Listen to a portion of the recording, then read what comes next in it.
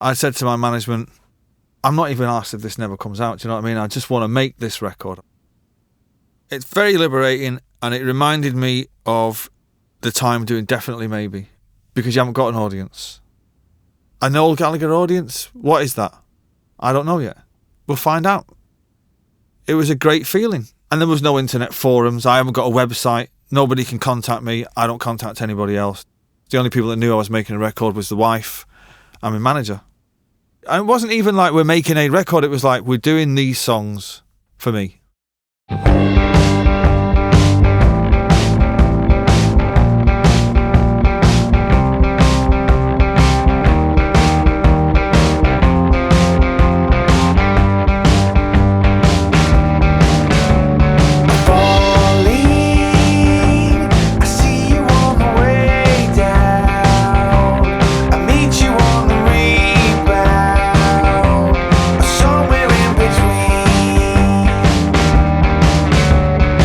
I'm always searching for it, and I know when I get it.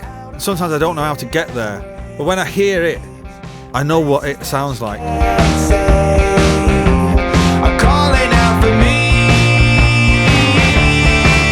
Although we say, yeah, it's finished, they're never finished. They're either wrong or right.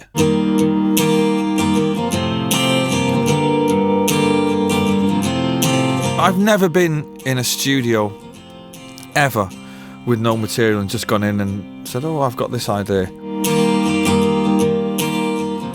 To go in the studio and set the amps up and just, yeah man, we just went in and just fucking played, you know, whatever, was all, that's not art. That's, to me, that's not art. That's just fucking about.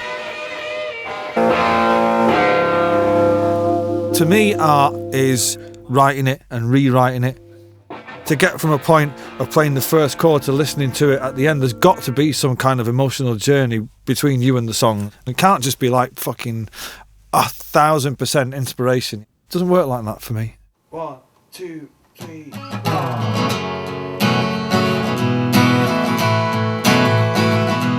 I guess I'll always be from here on in the jobbing minstrel, do you know what I mean?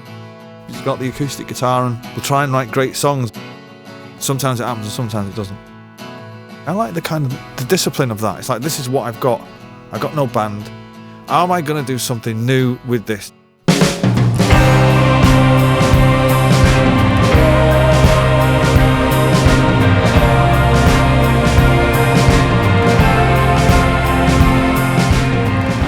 The themes that are running through it for me are kind of romance and young love and escapism and the longing to leave one place and be in another. All the songs are quite emotional and they deal with real human emotions, whether it be love. There's not a lot of loss on the record. There's love and hope. I think hope is one of the key words, and love, and I don't know what the term is, but of the journey, do you know what I mean? To pass from one place to another. That seems to be the main themes for me personally.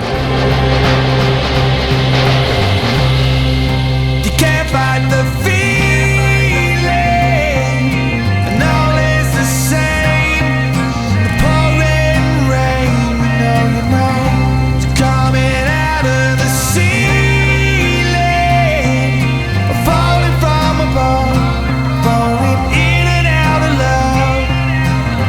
A lot of it's to do with life in the big city and relationships between young lovers, really. You know, with like The Death of You and Me, If I Had a Gun, Everybody's on the Run. They're songs about companionship between two people and kind of like, let's get out of here, man. This is kind of getting a bit too heavy for us, kind of thing.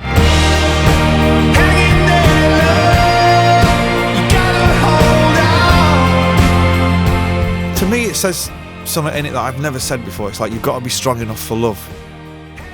It's very easy to be cool and cynical, and I'm one of the biggest cynics that there is, you know. But it's very difficult to just let yourself go and kind of, you know, to be in love. You've got to be strong enough for that, you know.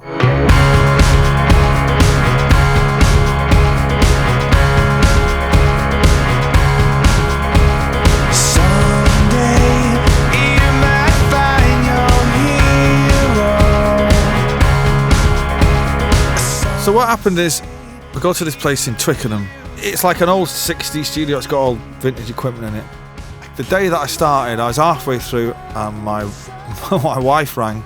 She calls me and says, well, guess who's pregnant? And I'm like, fuck. Wow. So I'm like, fucking, you're making a baby and I'm making an album. Wow. Why'd you get your head around that?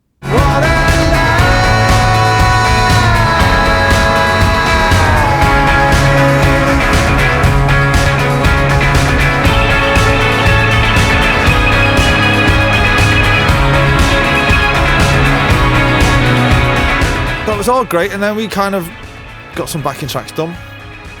Had a month off. Went back in the studio, done a few more, had another month off. Went on holiday. Just took a real kind of foot off the gas and just listened to it, which is a great thing. I listened to it for whatever it was, maybe 6 or 8 months or something like that, while we were getting ready to move house and Sarah was getting ready to have the baby. So it gave me a real kind of perspective of what I wanted to do with it in the end. But I saw him go through a different kind of struggle. He's got to sing the whole record. And actually, I think that's the thing that he's really had to deal with, is that he's singing every song on the record.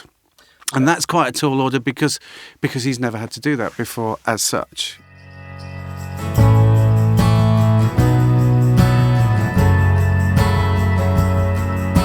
When I heard If I Had a Gun, that to me was pure Noel. The lyrics are the best that I think he's written. If I had a gun, I'd shoot a hole into the sun, and love would burn this city down for you. But the delivery of it is going to be a lot more heartfelt. I think when you finally step up to the microphone and think, right, well, I know what this song is about. I don't have to explain it to myself, and I know where it's going, and I know what the point I'm trying to get across at whatever point in the song that is, instead of just somebody singing like this but reading the words down off a sheet of paper that don't mean anything to them. That's going to come across inevitably. My eyes have always followed you around the room, 'cause you're the only God that I will ever need. I'm holding on, I'm waiting for the moment to find me. If I Had a Gun in particular, and Everybody's on the Run, I wrote them on the South American leg, which is right at the end of the world tour. There are going to be echoes of Oasis in there because I was the main songwriter, and what I've got, whatever that may be, is always going to be there. Oasis was, I think, in the final incarnation, the last 2 albums that I worked with, a band filled with incredibly talented people, all who have vision and perspective and bring a lot to the table. You rarely get to work with a group of people that are all such good players and such versatile musicians and such talented people. Working with just Noel, it was actually even a step above that, which is, hard to imagine. Somebody said to me, have you got a song called If I Had a Gun? And I was like, you can't possibly. And how do you know that? And he said, I was listening to it on the internet. And I was like, what? And he kind of told me, you go on YouTube, blah, blah, blah. And lo and behold, there's me from some sound check singing the first verse and a tiny bit of the chorus, and then kind of la la la in the rest, and there's a few wrong chords in there.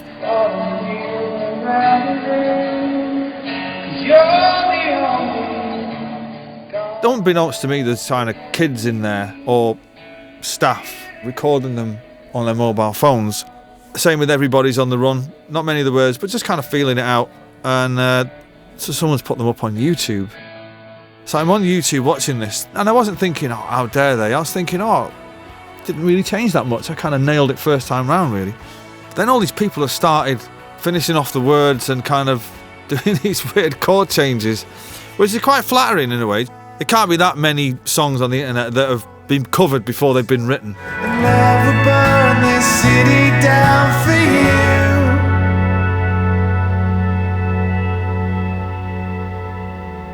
I've got no control over the music that I make. I'm not adept enough as a musician to go into a studio and say, you know what, I want to make a fucking jazz album.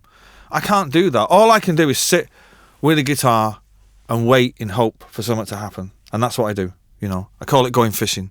I sit by the river with the guitar, and if I get a catch, great. And that's what I do. It comes from somewhere within. It's not, I can't I'm not brilliant. I can't read music. I'm not a great guitarist. I'm not a great singer. I'm not great at anything. You know, I'm great at being me and doing what I do, and that's it. You know. You don't think of people as artists as being afraid, but once a lifestyle is created, people become very afraid of losing that, and then so that starts to infect their creative decisions if they're making mistakes. And I think that's kind of the killer creatively, is when people are afraid of trying things or afraid of taking risks. One of the reasons why I say working with Noel is he's one of the most positive, creative people I've ever worked with, is because he absolutely works from a place of zero fear.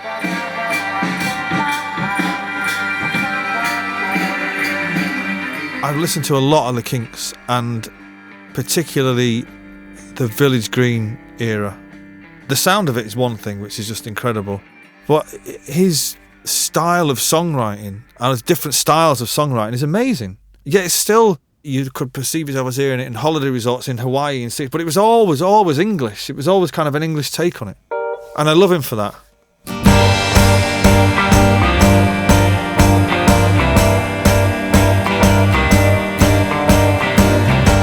I was in America. It was at the height of some fucking war or other. And I seen a thing on the news programme where a family had been told that their son was dead. And after it, this letter they'd written had arrived home. But they would never open this letter. He leaves the letters in the mailbox. And they were kind of religious family, and they say, no, he's not dead, he's just gone to heaven on his holidays. And I was just like, wow. She will kiss the sky and shout the walk from the rain. That song, Broken Arrow and Stranded on the Wrong Beach, are the three kind of songs in a row at the end before Stop the Clocks. I always forget about those songs, because to me, the first 6 tracks kind of dominate everything. But every time I kind of listen to them, I think, fucking hell, they've got great choruses.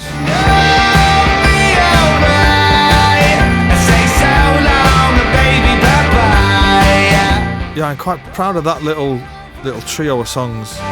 It's a long journey, baby, but where it's gonna take me just depends on the weight of my load. Oh no, depends on the weight of my load. It was good working with Dave Wright at the end, who hadn't heard the songs.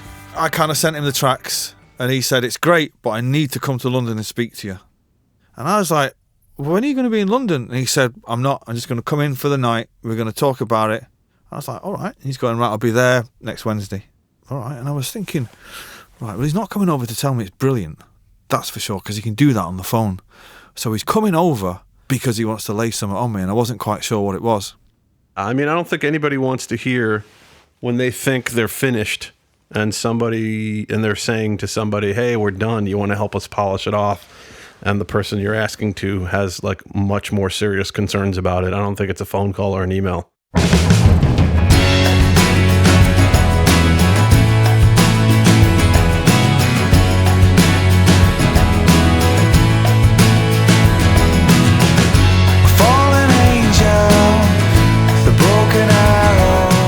So we get there and we buy the studio and we play in the rough mixes that I'd done, and he was going, this is great, but we've got to redo the drums. And I'm like, what? The fucking drums? Listen to the song. So this went for about 6 or 7 tracks, and I kept saying, who cares about the drums? Take the fucking drums off and just have a tambourine. It's what? Listen to the tune. The only reason to have a producer is to be focused on the things that are external to the creative internal process. And I think that's a hard thing to do. Noel's actually incredibly good at it. But I thought there were a couple things that could have been better, and basically told him that. That's when I decided that, yeah, maybe I shouldn't be a producer, because he was going, look, your job's already done. Those songs are great. The end. My job is now to make it sound amazing, and we've got to redo those drums. It wasn't really about the drums. It was basically about my impressions of the whole recording. I was a little bit crestfallen at the time, because I was thinking, oh, God, it's like pulling the foundations out of an house to build a basement, but I tried to knock the house down. Do you know what I mean? I was going, how's it going to work? And he was going, I can make it work. Leave me in peace, I'm on the side of the angels. If I die in a dream, then let me live my life. But all the lies that they have told me, that make me wanna shiver when I'm lost and I'm lonely, that's not gonna ease my opinion, you only get to make your first solo record once. And I think it was like, to his credit, I think he was like, you know, not what he wanted to hear, but he completely came on board with it. I think it took him like a day or so, or maybe not even. By the end of the day, he was like, okay, what do we need to do? I couldn't comprehend what on earth he was going on about. So we go out to LA, take Jeremy, the drummer, the same drummer, and I was saying, do you know what he's going on about? And he was going, I don't know what he's fucking going on about. And we were going, do you want him to play the same thing? And he was going, yeah, he's got to play the same thing, but, you know, it sounds like a load of guys who've never heard a song before. And at the time, I'm just listening to the song going, it's fucking amazing, doesn't, you know, oh, it's great. It took Dave to say, sounds like two guys playing in a room reading it off a sheet of paper. And I'm like, ah. And we were in Sunset Sound in LA, and you know, we put the first track up, which was Everybody's on the Run, and off he goes, and the drums come in, and through gritted teeth, I have to admit, it sounded fucking amazing. Hanging there, love. You gotta hold on. You gotta be strong enough for love. No. Hanging there, love. You gotta hold on. You gotta be strong enough for love. No. But those were good days in the studio, just, you know, let's try this. I don't have to pass the guitar to anybody else now, or I don't have to wait for the bass player to show up because his fucking cat's got a cough or something, do you know what I mean? It's just like bang, bang, bang, and then you listen to it at the end of the day and you think, well, it sounds great, we can make it better tomorrow. I mean, for me, it was probably the most fun making a record I've maybe ever had. It was just Noel trying to find how to get, you know, how to get the best performance out of himself, and it was just easy and positive and fun and kind of amazing. No, I think it's an incredible album. And everyone, I think, involved, who, including him, is happy with it. So, you know.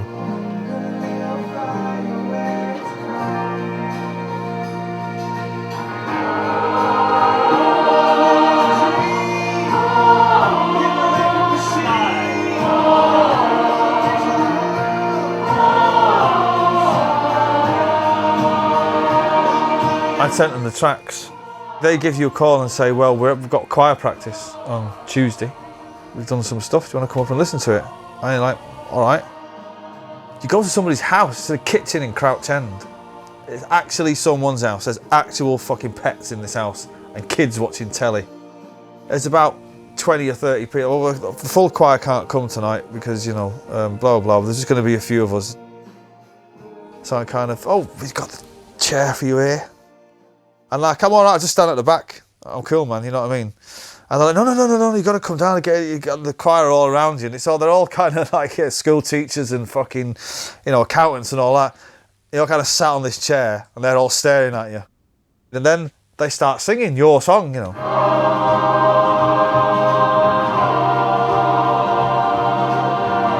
But it sounded great. It was great working with them. Nice people. They've done a great job.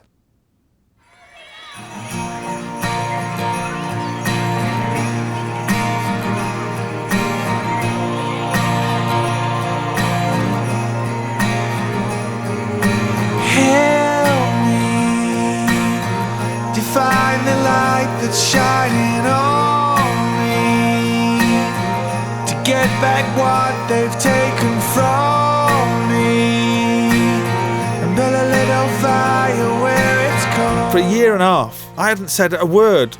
I was kind of amazed that nobody knew what I was up to. Fucking walk into Sunset Sound, the first day, there's another band in there. But I could just tell they were English by what they were wearing. And there's a communal courtyard, and I was kind of sat outside having a cigarette, and they were up having their lunch. 18 months of like fucking bliss goes out the window in 1 minute when the singer decides he's going to tweet, wow, in the studio with Noel Gallagher, he's blaring out his new tunes, absolutely amazing. That goes on Twitter. Within 20 minutes, there's a deluge of fucking, are you in LA? What are you doing in LA? Why are you in LA? Phone calls going fucking berserk. Manager, well, what are we going to say? I was like, don't say fuck all. Just don't confirm or deny anything. You know, and I was thinking, you spotty little fucking herb, mind your own business, do you know what I mean? Make your own fucking record. Don't worry about mine.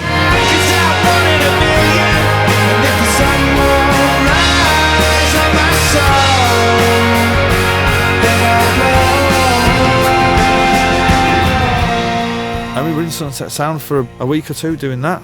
which if anybody's listened to this and they've ever recorded in Los Angeles, then you'll know that is pretty much living the dream as a musician. Walking up Sunset Boulevard every day at like 11 o'clock, going to work, and walking back down at 11 o'clock at night thinking, just give me my stripy trousers and I am back in the 60s. This is it, mate. This is it for me. There's 3 studios in there. We were in the one that Prince has recreated at Paisley Park. He took all the dimensions and he loved it so much. He slept in the studio for 3 months making Sign of the Times, I think.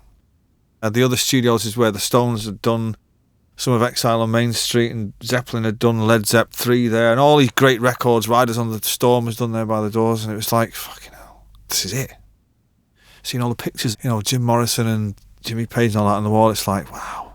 I'm 44 now, but I'm still like a kid when that kind of thing is like, what, he stood here? Where? Here? Right there. Right there is where he stood when he was singing fucking Sign of the Times. That's unbelievable to me. I love that shit.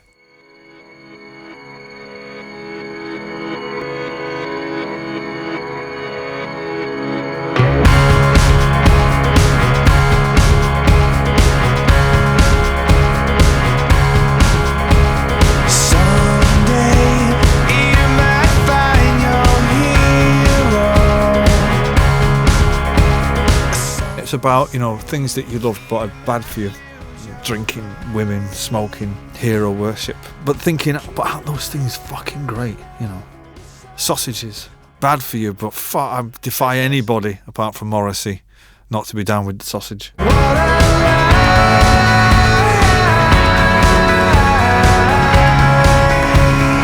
I was just sitting fucking about playing it, and I thought actually the way I was doing it sounded a little bit straight. I had the chords and I think I had the words fully formed in the melody, and it was kind of in that shuffly Death You and Me thing, and it was kind of a bit kinksy, and I was thinking, sounds all right. And then I don't know why I don't know where I heard Strings of Life by Rhythm is Rhythm, but that piano thing at the beginning came on. It could have been on the radio, it could have been just playing around the house, I don't know what it was. I think it's in the same key, and I was like, could it fucking work like that? And I got the guitar out, and I was like, I convinced myself it could work. So I'd done a little thing into a dictaphone where I played the guitar in that kind of style and then kind of sang over the top of it to myself and thinking, fucking, that's great.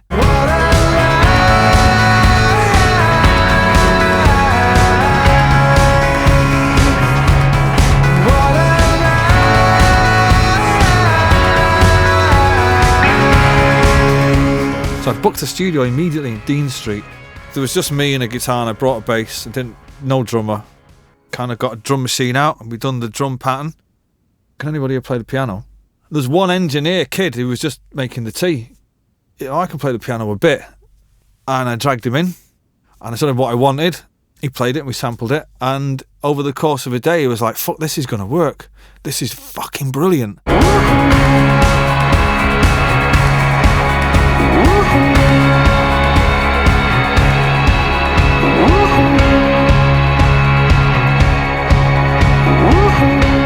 As bass drum went down going, I could feel myself gradually getting older.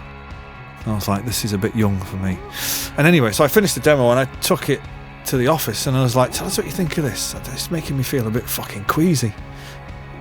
And of course all the girls in the office went nuts for it. All the guys are like, fucking hell. Is that you? When I got into the mixing of it, it was like, wow, this is fucking pretty powerful, man. It's turned out great. I don't know what I'm going to do with it live because I can only dance when I'm drunk. I don't intend doing gigs drunk, so I don't know what's going to happen, but it could be embarrassing. Where are we going? Maybe. Maybe. Fucking right. Here we go. Wait for the call. Maybe. Anybody come maybe. Now. Maybe the dream that we had is gone. People running like a circus. Okay. Maybe. The thing is, it's so fast. It's like, maybe the dream. I know. Maybe.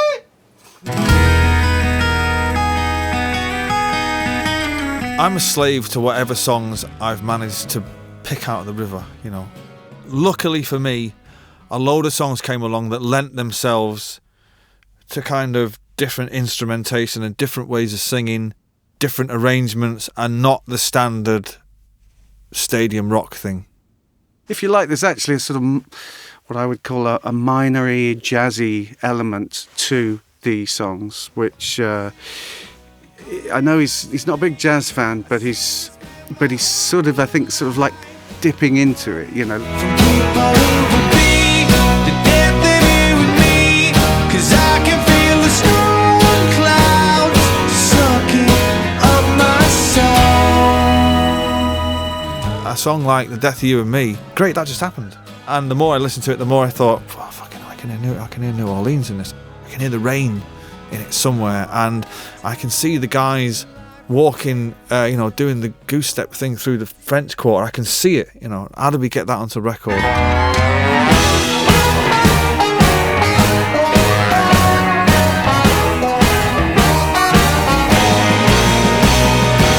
There are a few places on the record where it may sound like a horn, but it's not a horn. It's Noel singing, or it's a combination of Noel singing and a horn on a few different spots, actually. And I will have done that. I will have done that, and I'll have done all the brass parts. I call it a mouth trumpet. Dave calls it goat calling. That was when he's kind of going wah wah wah. That's that, kind of doing a trumpet sound from a hall very far away. It sounded like he was calling a goat from the top of a mountain. Sounds ludicrous, right? And then we mix them all together so they sound like a brass part. Right, well, let's get a brass section. And those guys with the brass on that, they're three guys from Bristol. And they fired up, and it was like, fuck me. Wow, that's incredible.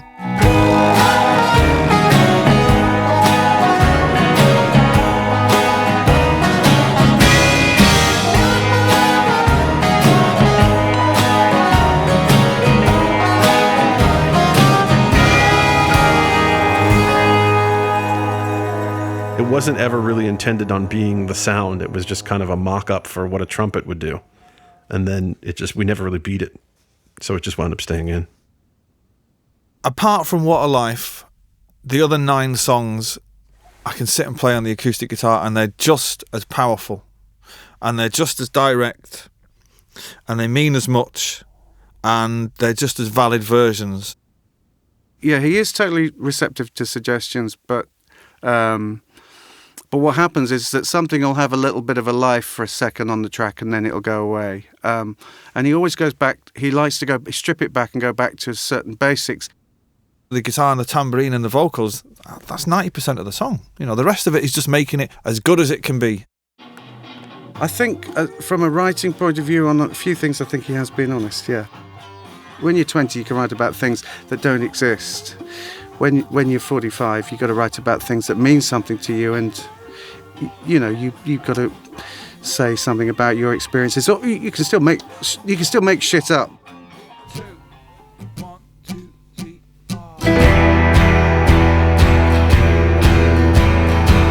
I kind of looked out with all the words. I really liked them all, and they were quite effortless to write most of the words.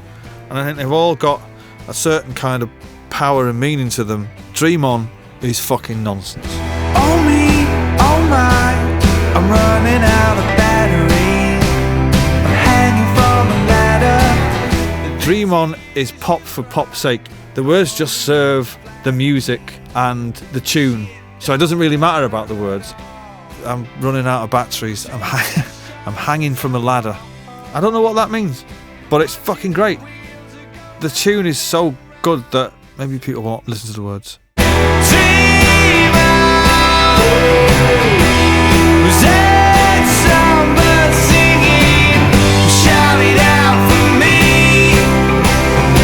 The outro of it was kind of based on the outro for Dead End Street, when there's, the brass section come in, and it's kind of a bit, oh fuck. Shout it out for me. Come on. Shout it out for me.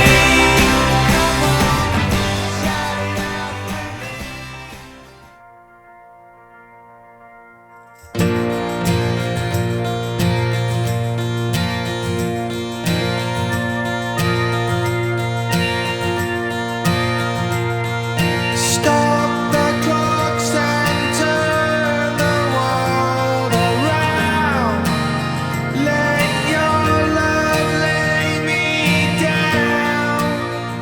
Stop the Clocks was always going to be the last track on the album because you can't go anywhere after that. I wrote that in Thailand in 2001. Right, so it's 10 years old this year. Lock the box and leave it all behind on the backseat of my mind. For whatever reason, it's never been finished where anybody, least of all me, has gone, I'm really happy with it, I love it, let's put it out. Well, there's at least 3 versions of it on the internet. One acoustic, one kind of a bit more beefed up, and then another full band version.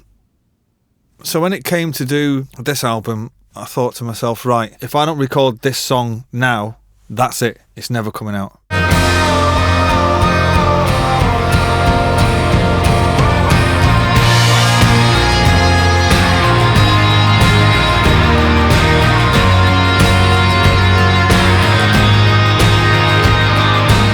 I feel a bit of a twat putting a song on an album that's 10 years old, plus a song that's had so much of a build-up with Oasis fans. But I've got to say, when I was recording it, I was like, yeah, sounds alright, sounds alright, put the choirs on, yep, sounds pretty good. It was only when my mate, referred to him as Strange Boy because that's his nickname, played that guitar solo at the end that I went, I fucking love it, that's it, it's done.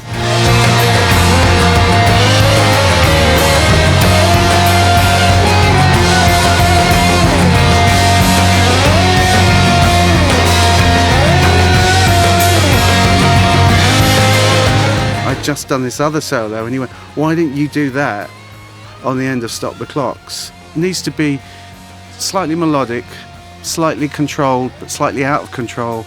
You know, sort of all the opposites going on.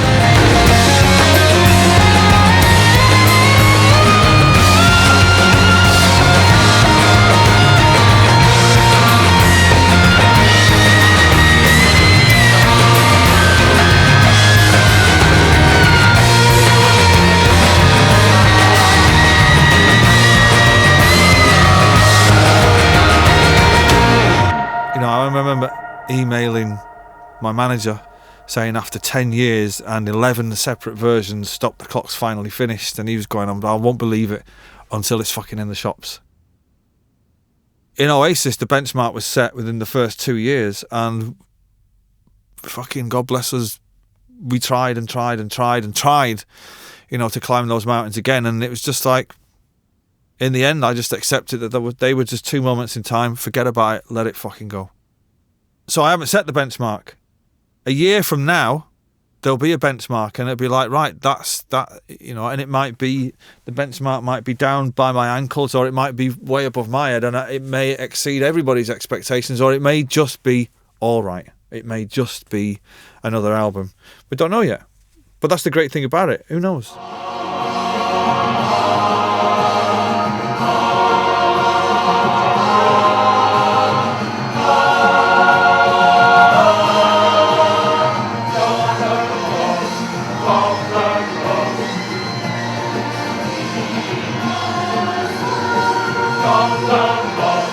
Oh